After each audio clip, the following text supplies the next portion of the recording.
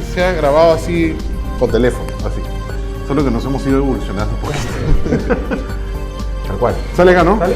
¿Salimos nosotros bonitos? Bueno. ¿Gorditos y bonitos? Sí. Ya. Bueno. Ya, empezamos con esto. Entonces, ¿Hasta acá se corta? Hablen un poquitito. Ahí nomás, ya. Perfecto. Mira, pues, bravo. Ay, Hola, hola. Ya. ¿ya está? ¿Escuchas? Ya. Ya, perfecto. Sí, así es. Sí. Eso es para que empiece a salir el... Entonces aprovecho. Sí, Oye, qué bonito el estudio de Glatzer. Ahora estábamos con Glatzer ahí. Ah, les enseñó. Es espectacular. 8, 7, No, sales conmigo, ¿ya? 5, 4, 3, 2, 1. Ah, se escuchan todos. Hola, queridos consufrientes del quehacer político, social y económico de este país. Estamos acá en un programa bastante especial, con una persona bastante especial, que no es normalmente quien está con nosotros. Y bueno, este gordo ya les he contado ya. Ya les soplé ya. Muchísimas gracias, Gustavo, por recibirnos en IDL. Para un poquito comentar lo que ha pasado en las noticias del día de hoy, ¿no? Este señor Grillo, encargado de vamos a decir, la logística o la administración del pago de coimas en la caja 2. No exactamente. Entonces, ¿cuál es el...? No Estás exactamente. desinformado. A todo Pinocho le llega su Grillo. Así es. No, su Pepe Grillo. En este caso es Marcos. Ajá. Marcos Grillo Ajá. es la persona que desde el 2010 hasta el 2015 tuvo a cargo el Departamento de Generación de Recursos, lo que ellos llamaban generación de recursos no contables, Ajá. que era lo que servía para darle fondos a la caja 2, a las coimas. De acuerdo. O sea, el dinero de las coimas Salía era de algún lado. administrado por el sector de operaciones estructuradas, salía de algún lado. La persona que se encargaba de que la caja estuviera llena era Marcos Grillo. Y había- Esa era su función, generar recursos. Y hubo obras muy puntuales, digamos, para generar dinero en el Perú, ¿no? Una de ellas era la vía expresa del Callao, me parece, ¿no? Ha habido toda una serie de obras en las que se... Pero las que últimas que habla- que ha dicho, generaban ¿no? recursos. Lo importante es esto. Ajá. La función de Grillo era recorrer el mundo donde tenía Odebrecht proyectos para, y él mismo lo dijo, había niveles muy altos de lucro, de ganancia en esos proyectos, y de esa manera hacer planes durante los cuales, mediante sobre todo contratos ficticios, obras no realizadas que elevaban artificial e inexistentemente los costos, se pudiera sacar dinero que luego era canalizado fuera hacia el sector de operaciones estructuradas. Contablemente, Y estamos ¿cómo? hablando en algunos años de 400, 500 millones de dólares por año. De tal manera de que no se trataba de sacar propina, Claro. sino una cantidad realmente muy alta en diversas cosas. Ahora, en el Perú, él estuvo trabajando, ya que me has mencionado la Vía Expresa del Callao y la Vía de Ayuntamiento de Cusco, él sí tuvo que ver en la generación de recursos de esos dos casos y ha hablado de que se lo hizo utilizando una empresa holandesa que sirvió para hacer los contratos ficticios.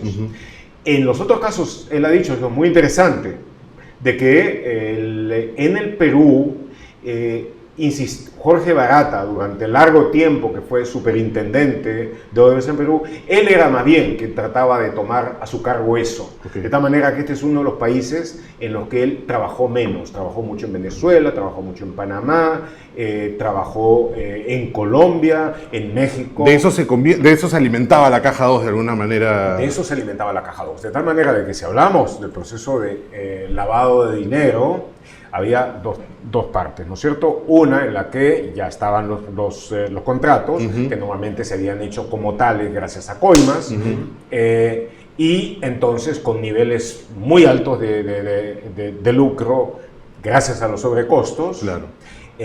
pero las que era adendas y todo dinero lo demás, todavía legal. Entonces él llegaba, hacían todos los contratos ficticios, salía y se hundía, digamos, debajo del suelo, se hacía ilegal ese dinero. O para ponerlo en los términos de lavado, se ensuciaba el dinero. Se iba afuera, luego se acordaba pagar alguna otra coima para poder seguir teniendo esos niveles altísimos, y entonces el dinero que él había conseguido, que estaba ya en el sector de operaciones estructuradas, era pagado mediante una cadena de offshores y bancos y todo eso, y llegaba eventualmente a la cuenta del bribón en cuestión. Del bribonazo, ya. Sí. Y de ahí creo que tenemos que hablar, he ¿no? dicho hoy día, Sí. o sea, las declaraciones del día de hoy. Sí. Las declaraciones del día de hoy han sido sumamente interesantes. Como ustedes saben, IDL Reporteros sacó hacia fines del año pasado, en noviembre, si no me equivoco, fin de octubre, comienzo de noviembre, una nota que se llamó García y la Caja 2, que coincidió justamente con la última llegada de Alan García al Perú, en donde él tuvo aquella expresión que quizás no considere él en este momento muy feliz, de decir, si tienes pruebas, pruébamelo pues, imbécil, ¿no? Ajá. Ese fue el día en el que fue justamente lo interesante fue de que ese día habíamos terminado un día y una noche entera de estar trabajando en la redacción del caso, y ya estábamos a punto de poner el enter. Y bueno, casi cambiamos el título, pero no, hay que ser serio, ¿no? Pero hay que ser serio y pum, pusimos solamente el enter. Borraron el enter y le pusieron imbécil ahí. Sí. Entonces, bueno, ya el resto de la historia saben ustedes. Al día siguiente él se fue a la Embajada de Uruguay, en fin, a la residencia de la Embajada de Uruguay. Ese día en la noche. Ese día en la noche. Ese día en la noche, sí. A las 9 Primero de la digo noche. que no tenía nada que temer, Claro. que estaba feliz de quedarse en el Perú. A disfrutar su riqueza que era el apismo. Exactamente, y en la noche, Hay manera- y en la noche se fue. Sí. Entonces, ahí nosotros revelamos por primera vez de que en la conferencia que él había declarado que dio en Sao abril. Paulo, Ajá. en mayo, me mayo, parece, abril. del 2012, Ajá. él había ganado $100.000, y él dijo que eso había sido pagado por los industriales de Sao Paulo. Lo que nosotros demostramos es de que en realidad el sector, el sector de pagos ocultos de Odebrecht Es el que había hecho el es pago. el que había hecho el pago, y que lo había disfrazado para que apareciera como que era un pago hecho por los industriales. Y había un desfase Y de fechas también, ¿no? rastreamos. No, es que en el proceso de disfrazar ese pago, tuvieron que hacer toda una serie de documentos como contratos, contratos y facturas con fecha muy anterior. ¿No? Con fecha anterior para poder falsear Claro, todo el proceso. para que cuadre. Y, Para darle bueno, un testaferro que ves que no era, ¿no es cierto? bueno, no, y el que hizo todo ese proceso fue Spínola, y tanto él como Alan García en el Perú firmaron a sabiendas documentos que estaban antedatados mucho después de que eso ocurrió. Ajá. Entonces, eso es lo que quedó demostrado de que había sido el sector de pagos ocultos de Odebrecht el que había hecho. Pudimos identificar a Spínola, pudimos identificar a Marcos Grillo con los seudónimos que tenían, porque nosotros ya teníamos sus confesiones anteriores hechas hacia fines del 2016, donde contaban cuáles eran sus seudónimos. Popular Joe. El Joe Ajá. y el otro era Bizamar. Esa marca. Entonces, eso fue lo que sirvió, y eso ha sido también la base para el interrogatorio de hoy. Ok. Hoy día, Marcos Grillo ha ratificado todo, pero además ha añadido algunas cosas importantes, algunas cosas que son muy importantes. Y es de que la persona que le pidió que organizara todo eso fue Jorge Barata. Jorge Barata lo llamó, le pidió que lo organice, le dijo más o menos qué era lo que esperaba que se hiciera, y entonces y le dijo que prefería que él, el encargado de generación de recursos, no de pago de coimas, se hiciera cargo de eso. Entonces, Grillo, Bizamar, utilizó a Spínola, que era un abogado que trabajaba con él todo el tiempo, que básicamente tenía un honorario mensual en base a los contratos truchos que hacía. Su estudio de abogado se estaba abocado a eso, simplemente. El estudio de abogado era una de las cosas fundamentales. Spínola hacía contratos truchos para que él pudiera generar Era una recursos. maquinita. Exactamente. Entonces, bueno, pero tenía una especie de pago promedio Flat. alto. No sé si era flat, pero más o menos estaba calculado de acuerdo a la capacidad de trabajo de Spínola. Entonces, pero en este caso le pidieron que hiciera este trabajo extraordinario y le pagaron bastante más ese mes. Porque lo que está pagado para García figura como si hubiera ganado Spínola por trabajos extraordinarios dentro de la contabilidad. O sea, era un trabajo que no era lo normal, digamos, que él hacía. No era un trabajo normal. Y en los correos electrónicos que nosotros publicamos está muy claro. El otro le dice, hay esto, nos están pidiendo esto, él ha hecho una conferencia, le estamos pagando $100,000, pero no puede aparecer como que Odebrecht le está pagando, de tal manera que te parece si tú lo haces, y te pagamos $15,000 por esto. ¿Hay forma que Alan no hubiera sabido nada de esto? Eso es lo que él sostiene, ¿no? Bueno, a ver. Porque él recibe una plata de un señor y de pronto le dice, pensándolo así, buena gente, Sí. y de pronto ese señor no le dice, pues esto es de Odebrecht, sino de otro. Y Ya, ok. Bueno, digamos, ahora está bastante claro cómo ha sido el proceso. Claro. Ya lo teníamos antes, pero ahora han sido los últimos detalles. Además él había dicho, esto no lo recibí de Odebrecht, ahora es obvio que sí. No, claro, y él dijo esto, no Odebrecht, Así ¿no es cierto? Pero, entonces, supongamos, tú diste la conferencia, luego de eso, ha pasado un tiempo, y tú coordinas con Jorge Barata, que tú sabes que no está empleado precisamente... Lo conoces, sabes de dónde es. Lo conoces perfecto. Claro. Pero muy bien. Estaba ¿no? en el mismo micro con él al costado, sabían a dónde iban y qué hacían. Exactamente. Entonces, quedas de que te van a pagar, y Jorge Barata te trae, ya en junio, julio, contratos que están datados varios meses antes, para que tú lo firmes con esta persona, y tú sabes que no has contratado nada con él, y luego también te dan para que firmes la factura, claro, como si hubieras recibido antes, y tú sabes de que no has hecho nada con ellos, y que no has recibido nada, y de que no tienen nada que ver con ellos, lo está haciendo Barata, y todo eso... Y no es un señor tan inocentón que pueda caer en una jugada tampoco, pues, ¿no? O sea, digamos, se quisieron aprovechar de él. No, pues, no creo que firmes una cosa que no es la correspondiente a la que tenías que firmar. De Alan García. Ya has dado la conferencia, la has organizado, te la está pagando Barata. Barata te está dando varios documentos truchos para que tú los firmes. Por todos lados. Y todo eso, obviamente, con un IQ de un solo dígito, sabes perfectamente de qué se trata, ¿no es cierto? Claramente.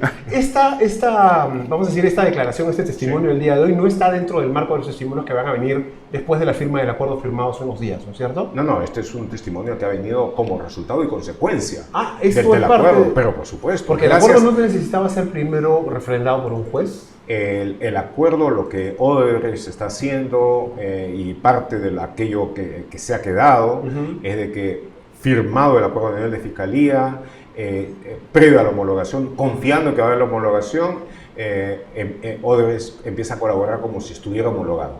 Esa es una de las cosas que se acordó, de que Odebrecht empieza a colaborar. O sea, han aprovechado... Es muy probable que cuando le toque hablar a Barata en marzo, el próximo mes, todavía no esté homologado, todavía se esté discutiendo, y igual va a hablar, igual van a hablar los otros, él está obligado, Odebrecht. Él se ha obligado a firmar esta cuestión. Él se ha obligado a firmar y lo ha firmado Odebrecht. Recuerda, se ha firmado formalmente por 4 casos, pero detrás lo ha firmado Odebrecht y la colaboración está claramente entendido, no solo comprende esos 4 casos, sino esos 4 y cualquier otro que pudiera surgir. Además de eso, no solamente el que pudiera surgir, Odebrecht se ha obligado a poner a disposición de la Fiscalía toda la inmensa base de datos que tiene en los servidores Drosys by Workday, y no solamente en ellos, en todos los registros escritos o analógicos que pueda tener, en todas aquellas cosas que estén en la memoria de cualquiera de sus funcionarios. Se ha obligado a poner a disposición de la Fiscalía a cualquier funcionario con el que no esté mortalmente peleado. Una pregunta, ¿por qué ahora sí y por qué antes no? ¿Por qué Barata la primera vez que da sus declaraciones se olvida, no se acuerda, se equivoca, dice un nombre y no dice el otro? ¿Por qué filtra y por qué ahora ya no? Porque han pasado de promedio muchas cosas, ha habido una cantidad de investigaciones, de datos nuevos, pero lo más importante de todo es porque ahora la corporación entera de Odebrecht ha firmado este acuerdo, está obligado, él incluido dentro de ese acuerdo, Él tiene un arreglo de delación premiada de colaboración eficaz en Brasil, que está en buena medida unido, vinculado con y que lo obliga a decir la verdad y que lo obliga a no omitir. Pero lo más importante de todo es de que, por lo menos según entiendo que él ha manifestado a alguna gente, es de que con este acuerdo él sabe de que buena parte de la gente que colaboró con él, sus empleados, etcétera, en la medida en que hablen van a tener la seguridad de que su colaboración eficaz va a recibir el efecto premial que está previsto en la ley. De tal manera de que ahora, al hablar, no va a estar lanzando por lo menos a gente que ha trabajado con él en la compañía a la cárcel. Claro. Entonces, eso... Está más seguro, o sea, ya no tiene el riesgo de matar a alguien. O sea, de su propia compañía. De su propio grupo. De su propia compañía, de su grupo. Y ese razonamiento es un razonamiento que se aplica a muchos otros colaboradores de Odebrecht que van a venir. Yo creo que una cosa que se va a poder ver con claridad es la diferencia que hay entre lo que hablaban antes y lo que van a hablar. Es un poco lo que vemos ahora, pues, ¿no? Y creo que un primer ejemplo lo ha dado Marcos Grillo. ¿Hay manera de que esto se detenga ya o no? O por ejemplo, vemos pues que los congresistas están haciendo todo lo posible por pelearse sacar y enjuiciar a todos los que se pueda. ¿Hay manera de ponerle un pare a esto? ¿O es inevitable que el acuerdo salga y revienten a todos? Este proceso... El proceso de relación. Esto se ha avanzado, hay que decirlo, se ha avanzado lo que nunca se ha logrado progresar, avanzar en este tipo de cosas. Se ha logrado muchísimo, pero no se ha llegado todavía a la meta. Y hay una resistencia que obviamente conforme uno se acerca hacia el final, se hace más intensa, más desesperada y dentro de la cual hay gente muy astuta y que está tratando de hacer absolutamente lo posible para que se puedan lograr cosas. Pueden pasar muchas cosas. Pudiera pasar de que esto caiga en manos de un juez que decía que él no lo homologa. Podría pasar de que por una u otra razón se produzca un cambio brusco en la situación política o en la situación institucional. Pueden pasar todavía muchas cosas, de tal manera de que, como creo que tenemos una memoria reciente de lo que pasó el año pasado, mira, todo lo que se avanzó, y el último día del año, Chávarri, que era todavía fiscal de la Nación, intenta decapitar funcionalmente a Rafael Vela y a José Domingo Pérez. Pueden pasar muchas cosas parecidas. Todavía hay muchos elementos corruptos que tienen posiciones de gran poder e influencia en instituciones decisivas, Poder Judicial, dentro de la Fiscalía, del Congreso no se diga, ¿verdad? Y entonces, y en medios, y en cierto tipo de medios, con cierta gente que tiene cierto manejo también de influencia. Entonces, no está terminada. Incluso y en los últimos días, las partes finales de una campaña son con mucha frecuencia las más peligrosas. Ahora, ¿qué hizo posible de que las anteriores contraofensivas sean derrotadas? El alerta de la gente y la movilización de la gente. Mientras eso suceda, mientras la lucha contra la corrupción continúe siendo uno de los factores prioritarios, si no el factor prioritario aquí, mientras no se confunda el escenario, entonces yo creo que va a ser difícil, no imposible, pero muy difícil que logren parar esto. Pero yo, a estas alturas, con todo lo avanzado, con todo lo que sabemos, no doy nada por garantizado y creo que sería profundamente estúpido dar ninguna cosa por garantizada. Hay mucha resistencia todavía por delante. Se habla hasta de vacancia presidencial, ¿no? Pero, mira, ahora he escuchado eso. Si pudieran vacar mañana al presidente Vizcarra, lo vacan. Y si tú te pones a ver aritméticamente, tan imposible no sería. Encima de eso, está sacando algunas cosas que necesitan ser, por supuesto, investigadas. Pero la idea es homologar esto cuanto antes y tratar de crear un escándalo donde esté todo igual. Claro, eso siempre ha sido la apuesta grande de la mafia. Todos somos mafiosos, nadie es mafioso. O sea, se cancela el efecto mafia sobre mí, mafia sobre ti, porque ¿cuál es el diferencial? ¿No es cierto? Así es. De acá en adelante, todavía hay mucho camino por recorrer, pero es súper interesante que habiéndose firmado esto, recién hay un testimonio y ese testimonio ya corrobora algunas cosas muy importantes y señala a gente muy importante y mucho caso, en el caso puntual de Alan García, ¿no es cierto? Sí. Confirma algunas cosas. ¿Se puede esperar que lo que viene en los siguientes días sea muy parecido en términos, vamos a decir, de efecto? O sea, hoy día había un hashtag que estaba haciendo, que decía el panzón a la cárcel, decía, ¿no es cierto? Y no estaban hablando de él. Entonces, Sí, no, por eso le hemos cambiado a Chancho al cilindro, fue más bonito. entonces hay una fuerte expectativa en la calle de que las investigaciones vayan en un determinado sentido y en un determinado plazo, porque eso también frustra, ¿no? Entonces, bueno, a la gente hay que decir lo siguiente. O sea, las investigaciones tienen sus ciertas exigencias. Las investigaciones van de una evidencia a otra evidencia. Y esas evidencias producen un conjunto de resultados que a la vez deben ser analizados, corroborados, y eso es lo que entra finalmente en la parte procesal. Un error gravísimo es pensar de que ya tenemos algo, hay un montón de alboroto y alguien en la cárcel. No, hay un proceso y ese proceso tiene que seguirse con mucha energía, con mucha constancia, con vehemencia, pero también con total responsabilidad.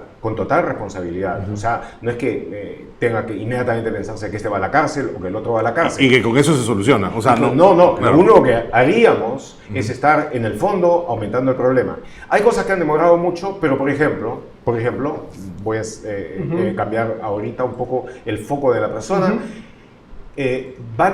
Incluso quizá por haber demorado algo, de repente tiene un resultado más sólido.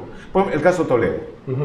¿No? Bueno, Toledo fugó a Estados Unidos y todo eso ya ustedes lo saben, comiendo el amargo pan del destierro en Stanford, etcétera, etcétera.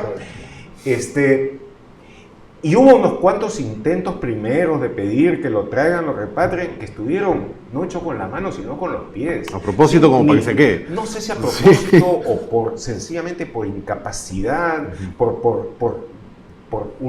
no tener la menor idea de cómo funcionan las investigaciones. O sea, ineptitud, básicamente. Una ineptitud tremenda. Entonces, él ha podido, gracias a eso, quedarse y hubiera podido quedarse mucho tiempo más. Sin embargo, las investigaciones han avanzado, el círculo se cierra, la colaboración eficaz con Maiman es un hecho.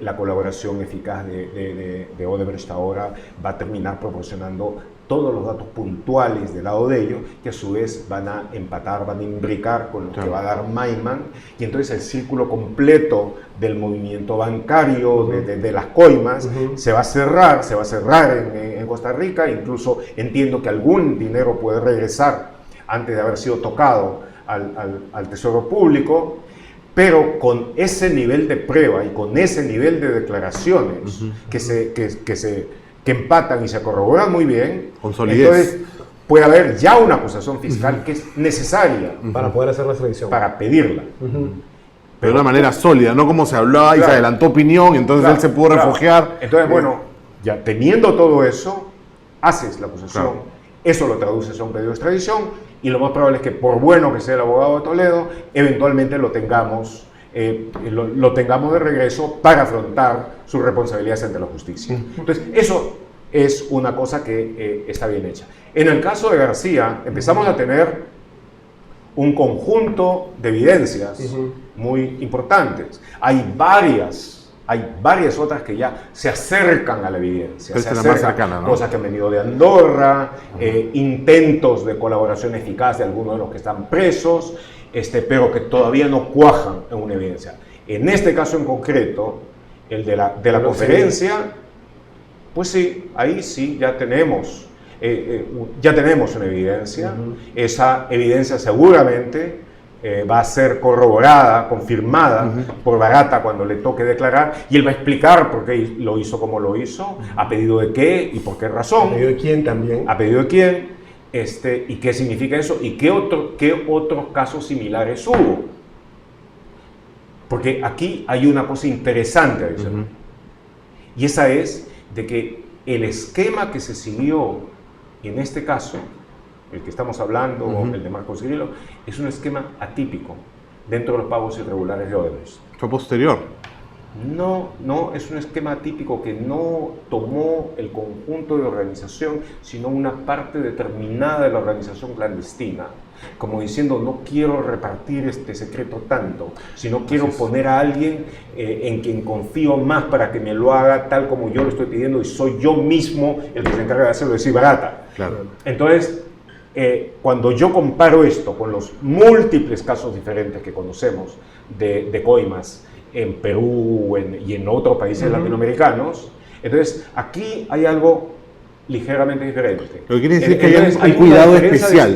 Hay un cuidado especial en no conectar, digamos. Hay un cuidado especial y una preocupación personal por parte de Barata, una intervención personal suya, que indica una relación particularmente cercana y un deseo de proteger más a la protección que ya se pensaba que existía entonces. Claro. Entonces, esta es una nueva línea de investigación en donde el ahora ya firmado aspirante a colaborador eficaz peruano y ya delator premiado confirmado de Brasil, Jorge Barata, va a tener que aclarar cuando le ¿Y esto toque. no tendría algún tipo de conexión con esta seguridad que tiene Alan García, que no le van a encontrar absolutamente nada y que lo encuentran justamente en algo tan distinto a lo que normalmente uno buscaría, ¿no? Que es una conferencia, ¿no? O sea, es como que te agarren por impuestos, ¿no? Por ejemplo. Bueno, pues Nunca lo agarraron por el trago. Es muy diferente, es muy distinto, entonces claro, de pronto está tan cuidado, está muy seguro. Porque correo a la Exacto, y lo interesante es justamente que esa seguridad te da alguien que maneja de una manera muy especial sus finanzas, digamos, de una manera que no nos metan presos. Digamos, hasta este momento es interesante. Yo no sé si se puede hablar de un tratamiento VIP en términos del manejo de este tipo de cosas. El señor Tal se cuida de una manera muy especial. Es algo que tienes que examinar Claro, con particular cuidado. ¿La mesa de siempre, señor? Acuérdate que al señor no le gusta que... Claro. Bueno, en fin, no hay que prejuzgar, digamos, uno va de una evidencia a otra, tal cual. pero por ahora ya hay una evidencia. Ya, Ya hay una evidencia, eso ya está claro. Hay una parte importante, hay algunos testimonios, hay dos cosas que no me cuadran bien a mí en términos de la nube de información. Una es que era pandémico por completo, o sea, toda la gente involucrada recibió algo de alguna manera, incluso a niveles de medios para abajo algunas veces. Y para arriba ni qué decirlo, ¿no es cierto? Del ministro para arriba, lo más probable es que todo el mundo haya recibido algo. Sí. Entonces es mucha gente involucrada en muchos proyectos, porque son un montón de proyectos a lo largo de muchos años. Entonces hay demasiados testigos y demasiada gente involucrada como para estar seguros desde una posición en la que normalmente estás relativamente resguardado por las lealtades, vamos a decirle, ideológicas. De tu círculo íntimo, digamos. ¿No? Como para estar seguro de que eso va a seguir funcionando de esa manera. O sea, se firme el acuerdo y a mí, honestamente, tengo la idea que en la cabeza va a haber cola en el Ministerio Público para ir a declararte que te agarren, porque te van a agarrar. ¿Eso es posible? Bueno, mira, simultáneamente está desarrollándose el Club de la Construcción. Claro.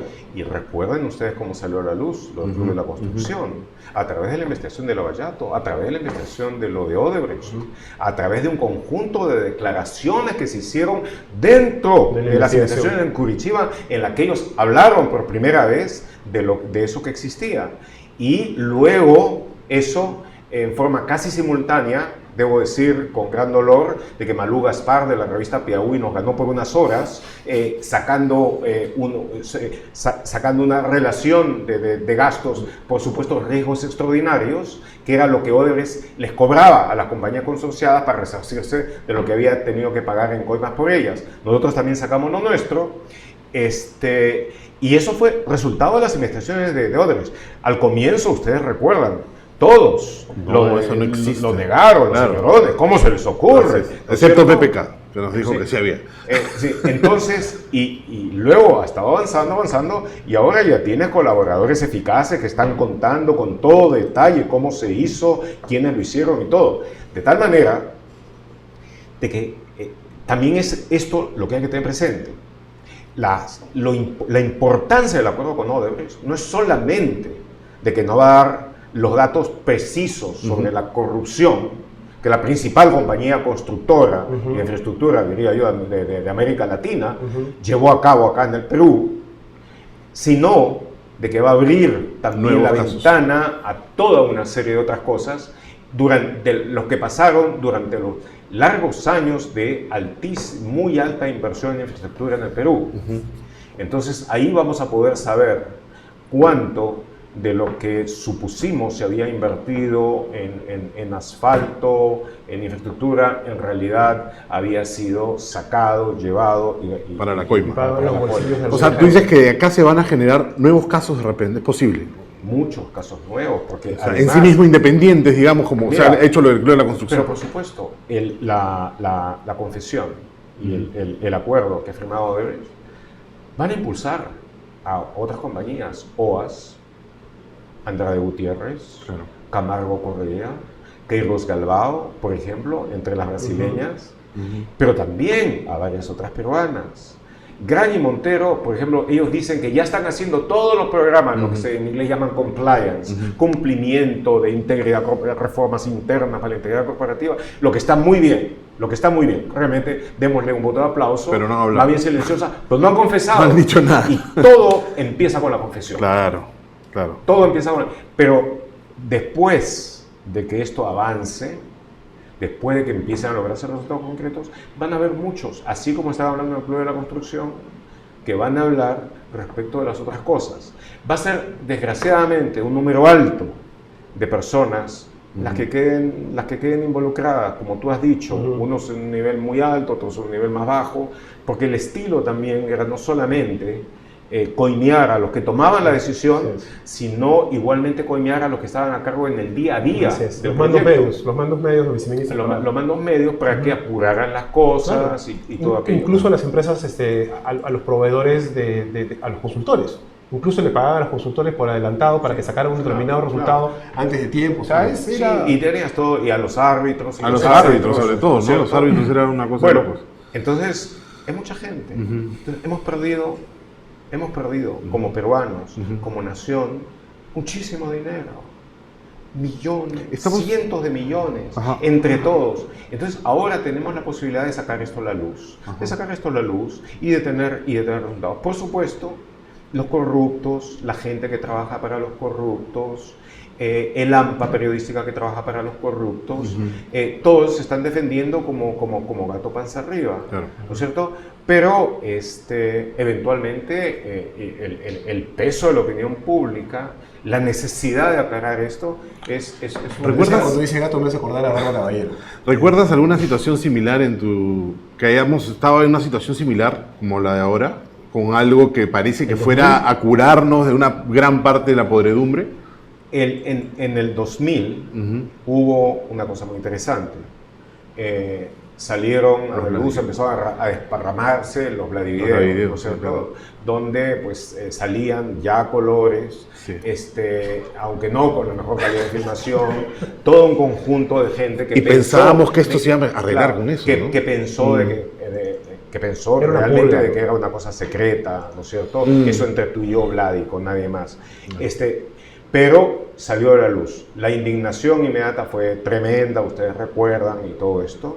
Y lo que siguió fue un ejemplo del mal manejo de una masa de demostración, de documentación como la que yo. Primero se hizo desde el comienzo un mercado negro para ir sustrayendo Vladivideos comprometedores. En segundo lugar, se lo puso bajo candado. Fue muy difícil inicialmente llegar a eso.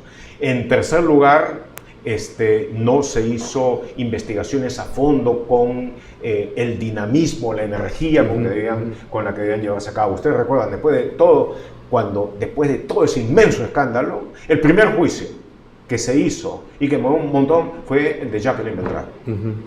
¿No es cierto? Claro. Y después, pues, bajando, perdiéndose en medio del infinito aburrimiento judicial. O sea, quedó en el escándalo y en el espectáculo.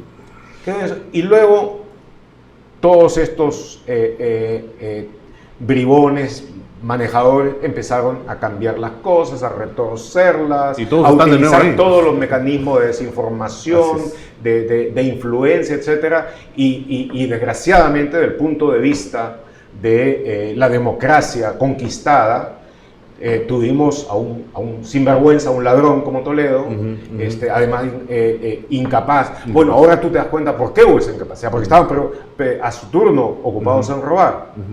Entonces, se perdió una inmensa oportunidad de poder llegar realmente al fondo de esto. Y ahora que surge esto nuevo, debemos aprender con mucho cuidado. Una de las cosas buenas que ha habido en el Perú es de que esto haya salido en buena medida como resultado del periodismo de investigación. Y que también haya habido la otra cosa importante, que los avances del periodismo de investigación después hayan tenido eco en un grupo de fiscales virtuosos, que dentro de una institución que estaba tomada esencialmente por fuerzas o cobardes o corruptas, o a veces la combinación de ambas, Las dos, claro. Llevaron adelante corriendo todo tipo de riesgos la investigación, tomaron la posta del nivel de real inutilidad en que había estado antes y lo avanzaron a la velocidad a fuerza a la que bruta. debe ir, a la velocidad a la que debe claro. ir esto.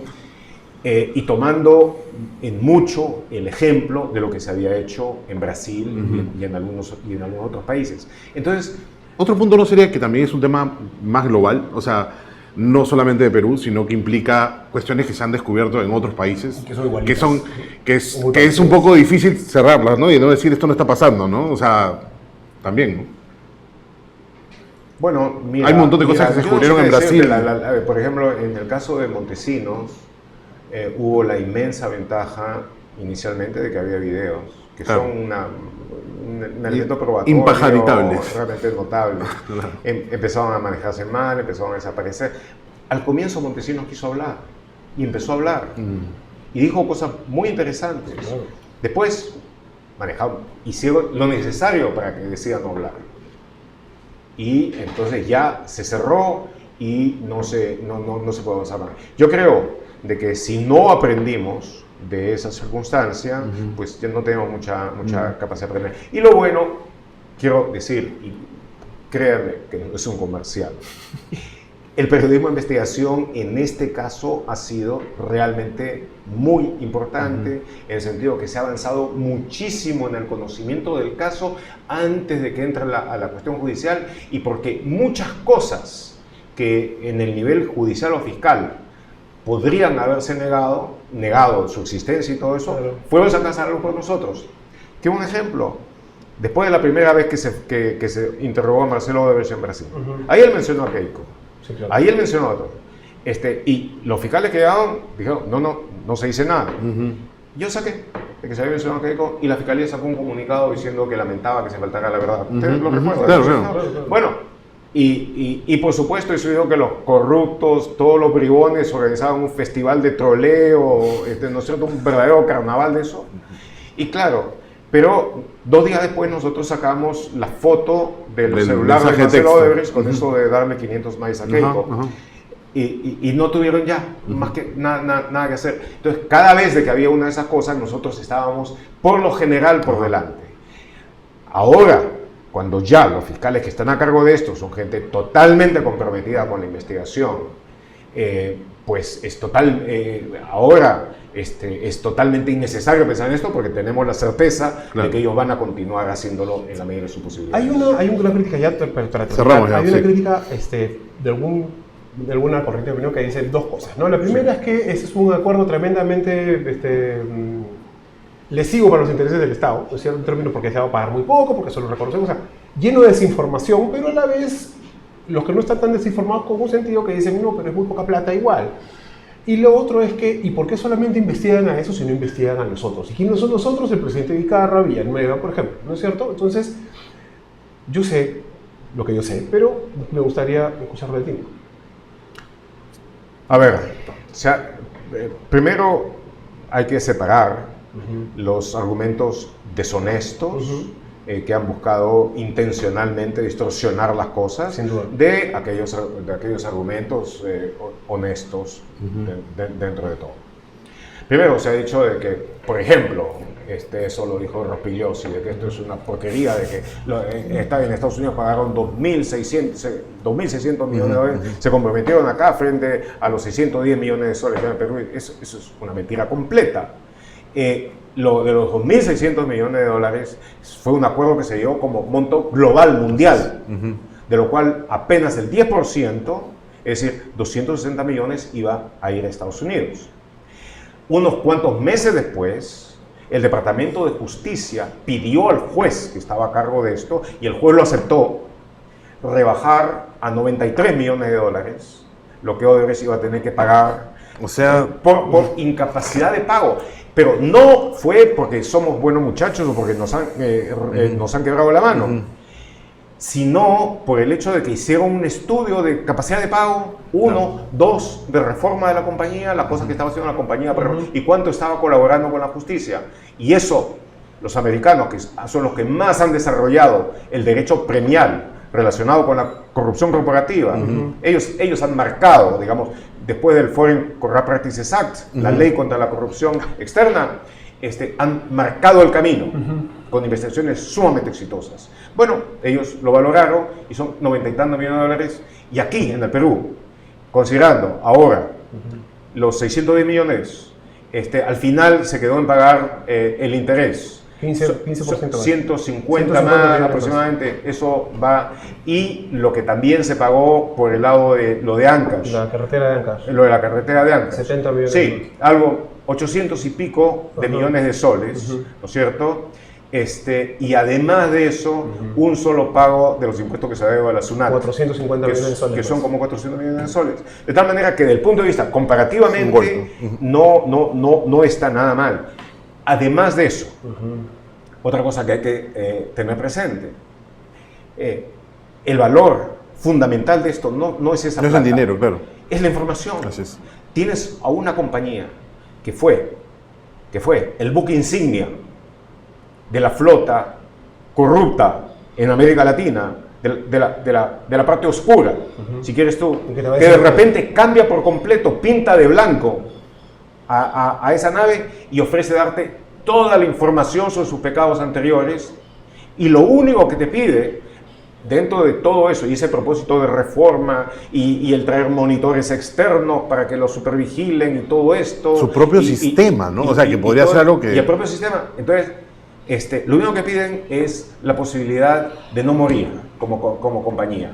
Entonces, bueno, una compañía completamente reformada, que se supone que es el propósito de toda cuestión penitenciaria, ¿no? Y de toda cuestión penal, completamente reformada, y que te ofrece darte toda la información que tenga y ayudarte a conseguirla cuando tú no la puedes conseguir solo. Y que te ofrezca entonces todas las llaves para que tú puedas penetrar en todas esas cámaras oscuras donde se practicó la corrupción, y puedas identificar a todos y cada uno de los que lo hicieron. Entonces tú tienes de vez en cuando que alguien dice, no, deben irse al Perú. Los mismos que hacían cola para estar cerca de Barata en la época en que sabían que Odebrecht repartía plata. Son los que quieren que quiebren y se vayan. Y claro, ahora son los que quieren que menciona de que Odebrecht no diga porque es un insulto al doctor peruano. Pero además hay una cosa mucho más práctica, y es el hecho de que no hay ninguna posibilidad de que por sus propios recursos, su propia perspicacia, su propia audacia y temeridad, los sistemas de justicia de los países consigan la misma información, a no ser que haya un colaboradores eficaces. O sea, eso parte por ahí, no soporta el menor análisis, ¿no es cierto? O sea, no pueden competir toda la sagacidad de los fiscales extraordinarios que tenemos con la delación de Barata, por ejemplo. Digamos, supongamos que pongamos juntos a todos los mejores fiscales del Departamento de Justicia de Estados Unidos. Cuando la investigación empezó, y Odebrecht al comienzo resistió, fue el líder de la resistencia contra las confesiones y dijo que jamás iba a renunciar nada. ¿Ok? Estamos hablando de 2015 a mediados del 2016. Y si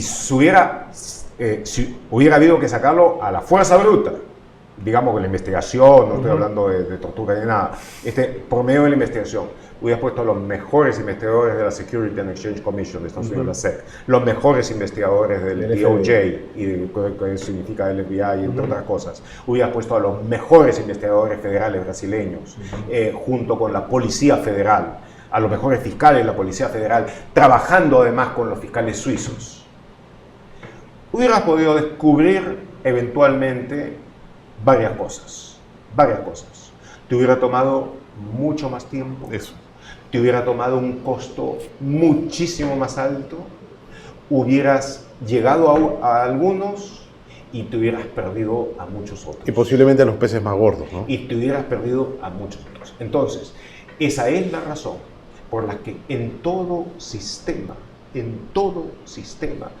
más o menos moderno, más o menos lógico de lucha contra la corrupción, la colaboración eficaz, la delación premiada es tan importante, Esto no viene tanto de la cuestión corporativa, viene de la experiencia de la lucha contra las mafias. Las mafias cerradas, encapsuladas en sí, no se dejaban penetrar. Era muy difícil hacerlo, incluso con todos los medios que existía después que se hizo la ley Rico contra el crimen organizado. Le quitaban todo, ¿no? Y todo esto, pero era muy difícil hacerlo, hasta que se consiguió quien lo delatara. Y entonces Tommaso Buscema, y entonces empieza todo ese proceso de que básicamente ha terminado varios años después en Estados Unidos con una mafia que no es ni la sombra de lo que fue antes. Entonces, ese mismo derecho premial empezó a aplicarse en los casos grandes de corrupción y logró resultados muy notables. Y lo hizo aquí. De tal manera de que decir de que Odebrecht tiene que irse al Perú, vean bien, lo primero que hay que ver, irse al Perú antes de haber confesado, antes de haber hablado. ¿Y por qué, diría yo, si ellos al hablar, al confesar, básicamente se ponen del lado de la ley, se convierten en agentes de la ley, tú los vas a tener que exiliar después, mientras que a los que no han confesado, a los que siguen disfrutando del dinero que robaron, a los que se caen, a esos sí los mantienes. Claro. Entonces, no tiene ninguna lógica. Salvo el protegerse, nada. Salvo la autoprotección de los bribones. Hay otra razón que yo veo de fondo, y es que dicen, mira, eso se está tirando al APRA y a Fuerza Popular, que son los únicos dos diques contra los rojos en nuestro país. Lo cual no es cierto tampoco, ¿no? Claro, porque ahí está Cerrón, que ya dio la vuelta. No, me refiero a que están implicados también personas que no son del APRA y que son del comunismo. Pero lo que voy es que, esa es una narrativa, porque mucha de esta gente te dice, yo prefiero un ladrón que un choro en el poder. Perdón, yo prefiero un choro que un rojo en el poder. Y es una lógica nefasta y un poco de quinto grado de primaria también, ¿no? No, perdón. Un chico de quinto grado de primaria que piense eso, merecería que lo saquen de la escuela, ¿no? Pero, mira, ese es un razonamiento distorsionado, estúpido. Es que no es ni siquiera un razonamiento, es básicamente despreciable. No tiene ningún sentido. Primero, que solamente están investigados Fuerza Popular y el APRA. A ver, la investigación de la Comisión Bartra, que supuestamente investigó bien Lavallato, ¿a quiénes no incluyó? A Keiko y a García. Bueno, ok. Entonces, ahí tenemos algo para empezar. Luego, en segundo lugar, hasta el último momento, hasta el año pasado, ¿con quiénes se había avanzado más en la investigación? Se había avanzado con Toledo, se había avanzado con Humala. Humala ya había estado largo tiempo en la cárcel, preso, le habían incautado la casa y todas esas cosas. Se había avanzado con Susana Villarán. Se había avanzado con algunos gobernadores regionales determinados, varios presos. Algunos de los cuales estaban presos, los otros, los que estaban mejor, los que tenían mejores amigos, como Félix Moreno, por ejemplo, lo agarraron eventualmente, pero inmediatamente después le dieron libertad condicional, y desapareció. Y ahora, ¿dónde está Félix? Entonces, en todo ese conjunto de cosas, ¿figuraba siquiera la investigación de Alan García? ¿Figuraba siquiera? Alan García, cada vez que salía algo nuevo, decía, los otros se corrompieron, yo no. Los otros cobraron, yo no. Y en el caso de Keiko Fujimori, cuando salía alguna cosa, Marcelo decía, yo hablé con Keiko, bueno, ella salía rodeada detrás, ¿no es cierto?, de todos sus cancerberos. De todos sus congresistas, que no parecía precisamente una asamblea de plumensa. Entonces, para inmediatamente amenazar y decir que no tenía absolutamente nada que ver, y, digamos, si un fiscal intentaba hacer algo, era inmediatamente asediado y amenazaban al fiscal de la nación con sacarlo y con todo aquello. Entonces, ¿de qué esto es una investigación dirigida contra ellos? Digamos, eso es desconocer siquiera lo básico del ridículo, ¿no es cierto? Esto empezó gracias al empuje del periodismo de investigación y luego a que algunos fiscales realmente intrépidos decidieron hacer. Cuando, por ejemplo, sobre la base de informaciones muy sólidas, que después se han probado todas, el fiscal José Domingo Pérez allana lo local de Fuerza Popular. Lo hizo de sorpresa. Buena parte del Congreso cayó para intentar intimidarlo, ¿no es cierto? Inmediatamente hubo amenazas contra el fiscal de la Nación de entonces. Sí. Y el fiscal de la Nación fue y dijo, yo no tengo nada que ver con esto. No, de hecho los confrontó, ¿no? Rápidamente. No, pero veamos... yo no tengo nada que ver con esto. Entonces,